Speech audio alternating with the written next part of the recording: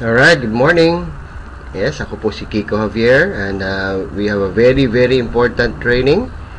Okay, this is good news. Actually, nagiging mas madali po yung ating expansion at ating pag-share nitong business na to because of this another great feature na meron po tayo sa ating Supreme Wealth Alliance system.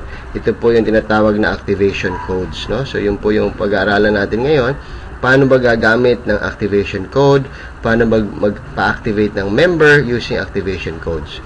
Okay, so once we log in to our account, puntahan po muna natin yung e-wallet natin. Okay?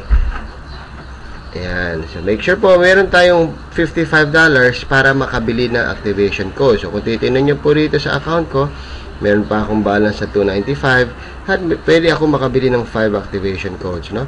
So ganito lang po kasimple yan. I-click nyo lang po ito sa transaction type. Pag-click nyo, piliin nyo po itong sa baba, purchase activation codes, then isulat dyan kung ilang activation codes yung bibili nyo. Okay, so and if you click submit, ito po ang lalabas. Actually, kanina po when I was trying, nakabili na po ako ng isa, no? Yan mismo ang lalabas. 1 activation code, $55, no? So, after that, asa na activation code? Pumunta po tayo dito. Activation codes. Click lang po yan. Ayun, nakalagay po dyan yung security pin at yung user ID.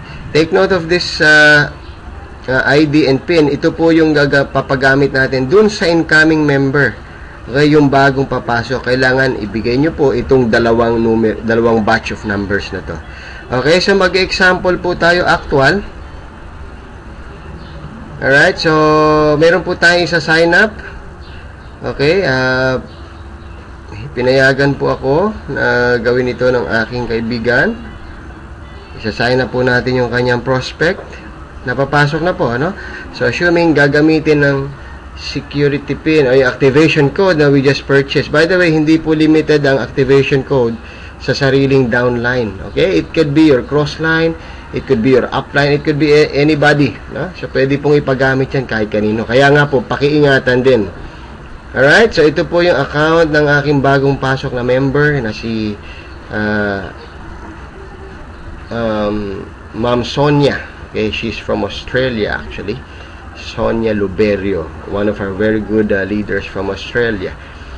Okay, so ang gagawin lang po sa choose payment option, piliin po yung pinakailalim, activation code real time. Wow, ang sarap po niya. Real time meaning walang waiting period, walang 24 hours, walang 48 hours, real time. Okay, so sample na natin. Click activation code, then click submit. Alright, so lalabas po dyan yung pangalan ng sponsor.